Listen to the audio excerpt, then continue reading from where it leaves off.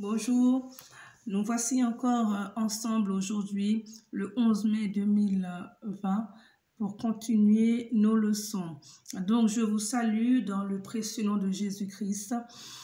Je vous dis encore bienvenue. Merci pour votre fidélité. Continuez à être curieux, continuez à chercher, continuez à plonger vos regards dans les Saintes Écritures, la parole de Dieu, la Bible. Continuez, n'hésitez pas, car les temps sont mauvais et en tout temps, en toutes choses, nous devons rechercher qui est Dieu.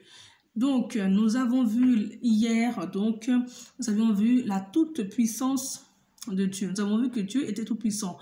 Et je vous ai montré un peu au travers de plusieurs versets que Dieu était tout-puissant. Et la Bible raconte la puissance de Dieu. Vous le verrez dans la plupart des chapitres, des versets, la puissance de Dieu. Je vous ai parlé de Sarah et Abraham qui ont conçu à un âge très avancé, presque à 100 ans. Je vous ai raconté aussi la mer Rouge, comment Dieu a séparé la mer Rouge en deux et a fait son peuple traverser à pied sec la mer. Donc tout cela est bien encore, même la création même montre la toute-puissance de Dieu, montre même que Dieu est puissant, parce que c'est un Dieu qui a tout créé par sa parole. Et même la Bible, déjà, quand on ouvre la Bible, on lit au commencement Dieu créa. Donc là déjà, on n'a même pas de doute à avoir. La Bible ne remet pas en question ni l'existence de Dieu, ni sa puissance. Elle ne remet pas du tout en question son existence, ni sa puissance. Parce qu'elle dit Dieu créa. Au commencement, Dieu, ça veut dire que Dieu était là au commencement. Donc, donc nous savons que pour sa toute-puissance, nous savons que Dieu est tout-puissant et qu'il n'y a rien qui soit impossible à Dieu. Tout ce qui est impossible à nous, à moi-même, humainement parlant, tout ce que moi je ne peux pas faire, eh bien Dieu, lui, il peut faire. Je vais remettre ce moment entre les mains du Seigneur, comme d'habitude. Prenez le temps toujours de prier le Seigneur, même avant de faire une lecture biblique, afin qu'il puisse vous diriger, vous conduire. Seigneur, nous voici devant toi pour t'adorer, pour te louer encore, Seigneur. Nous te remercions pour la journée, nous te remercions pour chacun de nous, Seigneur. Nous te remercions pour ce moment, Seigneur. Et je te remets chaque internaute et moi-même, Seigneur, que tu puisses nous diriger, nous conduire, Seigneur, pour approfondir chaque jour, apprendre chaque jour de toi, Seigneur. Ainsi, nous te remettons toutes choses, Seigneur, dans le nom de Jésus. Amen. Donc, aujourd'hui, nous allons continuer notre leçon et ce sera pourquoi Dieu a-t-il créé les hommes. Comme je vous ai dit, Dieu, comme je l'ai dit déjà, Dieu a créé toutes choses. La Bible dit au commencement Dieu créa. Donc Dieu a créé toutes choses. Il n'y a rien que Dieu n'ait pas créé. Pour aller un petit peu dans la Bible, si vous voulez savoir un peu sur la création de tout ce qui existe, vous allez dans le livre de la Genèse, c'est le premier livre de la Bible. Vous allez dans le livre de la Genèse et vous allez voir que le premier jour, Dieu a créé la lumière. Tout le monde connaît que la lumière soit. Tout le monde connaît ce verset. Il a créé la lumière. Le deuxième jour, l'étendue qu'on appelle le ciel. Le troisième jour, la végétation. Le quatrième jour, nous verrons qu'il y a eu le jour et la nuit. Donc, tout ce qui est luminaire, la séparation du jour et de la nuit. Et le cinquième jour, nous voyons qu'il a créé tout ce qui est dans la mer, les poissons, les requins, tout. Et qu'il a créé aussi les oiseaux, tout cela. Et le sixième jour, il a créé les animaux terrestres et puis il a créé aussi l'homme. Donc, la Bible ne nous dit pas que l'homme descend du sage. Donc, Dieu nous a créés. Et vraiment, je veux que vous en soyez vraiment encore une fois persuadés, parce que renier que Dieu nous a créés revient presque à renier Dieu. Revient à renier Dieu. Si vous n'admettez, c'est même pas presque, si vous n'admettez pas que c'est Dieu qui a créé l'être humain et tout ce qui existe, eh bien, votre foi est vaine. Ça veut dire déjà que, eh bien, on peut arrêter là. Parce que c'est la Bible même. Nous reconnaissons la toute-puissance de Dieu. Nous reconnaissons son autorité pleinement. Et nous savons que Dieu nous a créés dès le commencement. Et cela commence dans le premier chapitre du livre de la Genèse. Et nous voyons que Dieu les a créés et il leur avait confié la terre pour qu'ils en prennent soin. Donc il avait créé tout ce qui existait sur la terre et ensuite il a mis les hommes et il a confié la terre, c'est-à-dire les plantations, les animaux, enfin la gestion de tout ce qui est sur la terre, il l'a confié aux hommes. Vous voyez, même aujourd'hui, on gère cette terre. Tant bien que mal, avec la pollution, avec les crimes, avec la famine, avec tout ce qui existe, qui ne sont pas de la faute de Dieu. Il a confié la terre à l'homme. Donc, bon, il y a beaucoup de choses qui se disent, nous verrons ça plus tard. Donc, c'est les hommes qui gèrent, c'est les hommes qui ont été mis là pour gérer la terre. Adam et Ève, donc, qui ont été créés, donc Adam qui a été créé, il a eu Ève ensuite avec lui, et donc ils ont eu des enfants, et ce sont ces enfants-là qui ont multiplié la terre, et qui fait qu'aujourd'hui, on a du mal, on ne peut même pas compter réellement combien nous sommes sur la planète Terre, même si ils ont toujours un chiffre, mais nous savons que ces chiffres-là ne sont pas réellement exacts. Il n'y a que Dieu qui peut compter, excusez-moi, il n'y a que Dieu qui peut compter exactement le nombre de personnes qu'il y a sur terre. Et Dieu, du coup, nous a créés. Il y a une image que moi j'aime bien. Peut-être qu'il y en a qui vont dire, oh, Clarisse, tu exagères un petit peu quand même. Elle est très faible. Excusez-moi encore une fois. Elle est très faible parce que elle est faible comparée à l'amour que Dieu a pour nous. Mais je me dis, quand quelqu'un crée une œuvre, là je fais référence à des grands peintres qui ont créé des grandes œuvres d'art et qui sont exposées dans des galeries, ou même nous, si vous êtes créateur, si vous créez quelque chose, que ce soit un dessin, que ce soit un vêtement, que ce soit un bureau, peu importe, un meuble, n'importe. Du moment que c'est vous qui l'avez créé, à la minute où vous l'avez créé, c'est que vous l'aimez.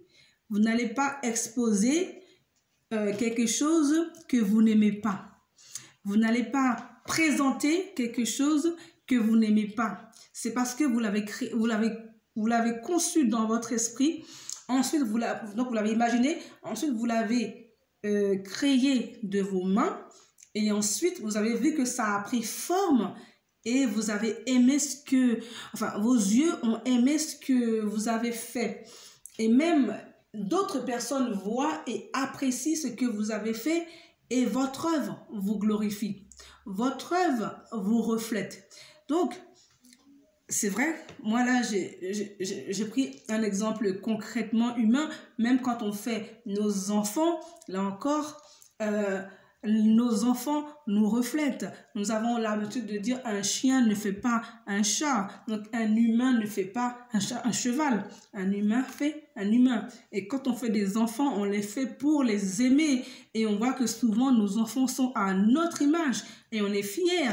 Parce qu'il y en a un qui a notre nez, l'autre à notre bouche, l'autre à notre souris. Enfin, l'enfant que l'on fait à notre image. L'œuvre qu'on a imaginée et conçue, il nous est agréable. Il est agréable à nos yeux. Eh bien, Dieu,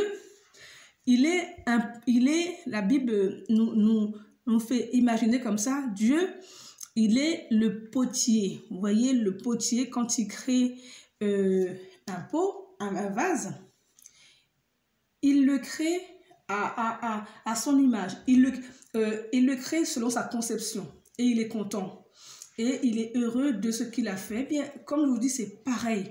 Quand vous créez quelque chose, vous êtes content. Dieu, quand il nous a créés, il était ravi. Et il a aimé ce qu'il a fait. Et bien, c'est pareil.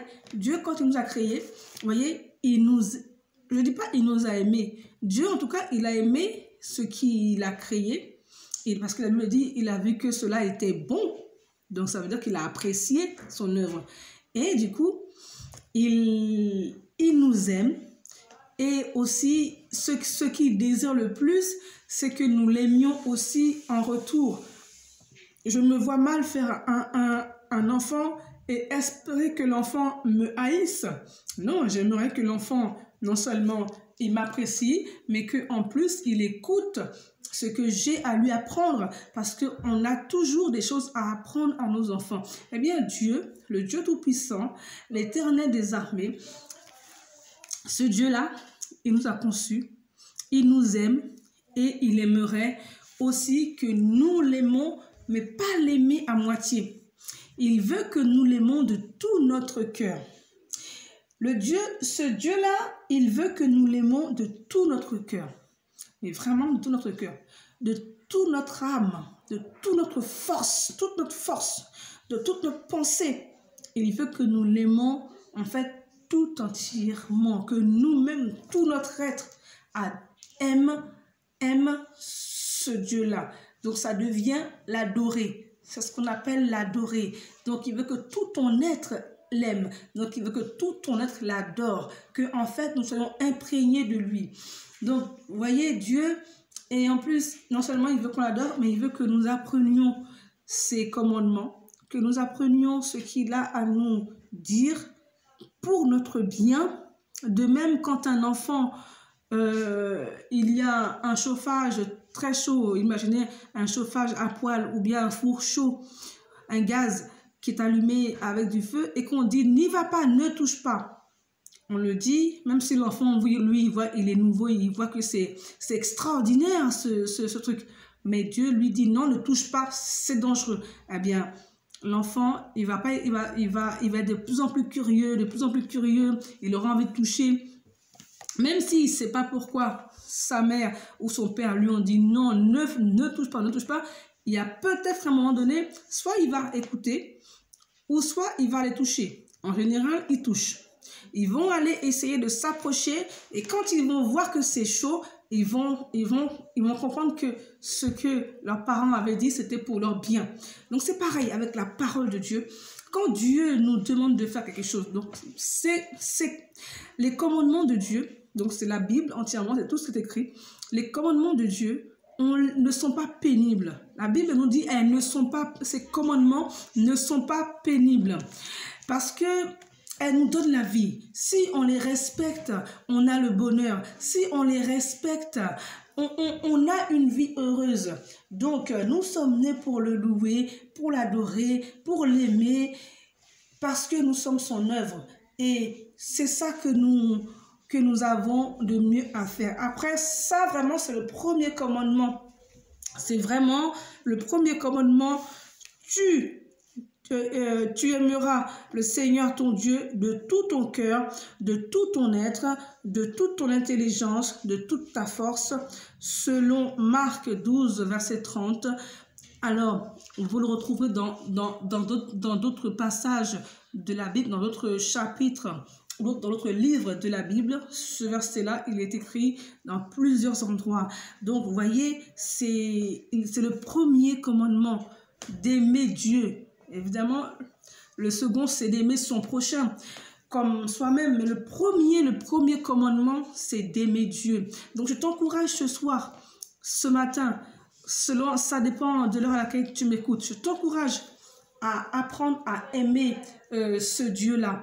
Quand tu regardes, ne serait-ce que la nature, au printemps, quand tu te réveilles, tu entends les oiseaux, tu te réveilles, tu vois le soleil printanier, et ben tu dis, ça c'est l'œuvre du Dieu Tout-Puissant. Et là, tu commences à le glorifier, non pas à adorer la création, sa création, mais tu commences à le remercier parce que tout ce qu'il fait est bon, tout ce qu'il fait est merveilleux. Donc, nous devons vraiment découvrir Dieu avec un cœur d'enfant, avec des yeux d'enfant, parce que les enfants sont émerveillés devant tout ce qu'ils voient. Quand ils apprennent, quand ils découvrent pour la première fois, il y a même des choses qu'ils ont déjà vues, mais qu'ils redécouvrent et ils sont émerveillés. Donc, soyons émerveillés devant l'œuvre de Dieu, mais soyons surtout émerveillés devant Dieu lui-même afin de pouvoir l'adorer lui seul, uniquement que lui. Donc, comme toujours, je vais vous laisser avec un petit cœur ou un petit chant pour conclure notre petite étude, en espérant que vous avez été édifiés et que vous avez appris. Et je sais très bien que ce sont des rappels quotidiens, ce sont des petits rappels, et je sais que vous attendez peut-être le moment où je vais avancer dans la chute, où je vais avancer dans le Nouveau Testament avec Jésus, où je vais avancer dans plein d'autres sujets. Nous avancerons, ne vous inquiétez pas. C'est pour ça qu'on dit comme des petits enfants, parce qu'on y va pas à pas, parce que si nous brûlons des étapes, après c'est difficile. Donc nous y allons tout doucement. Je suis né pour te louer, je suis né pour glorifier ton nom, obéir à ta voix, apprendre à te dire merci. Je suis né pour te louer, je suis né pour glorifier ton nom, obéir à ta voix. Je suis faite pour toi. Nous sommes faites pour Dieu et nous devons l'aimer, nous devons l'adorer et lui obéir. Donc, encore une fois de plus, je vais prier pour toi afin que tu reconnaisses que Dieu t'a créé et qu'il t'a créé, les raisons pour lesquelles il t'a créé. Seigneur Dieu, mais nous reconnaissons encore que c'est toi, Seigneur, qui nous a créés. Je reconnais que c'est toi, Seigneur, qui m'a créé. J'en suis convaincue et je te remercie de m'avoir créé parce que tu m'aimes. Et je sais que tu m'aimes.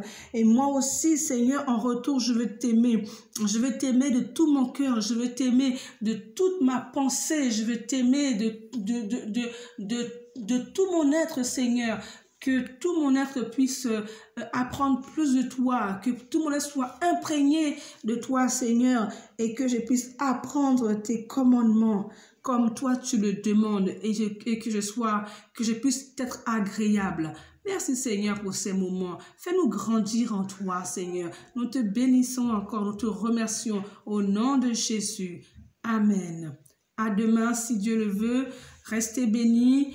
Toujours dans la présence de notre Seigneur Jésus-Christ. Soyez bénis.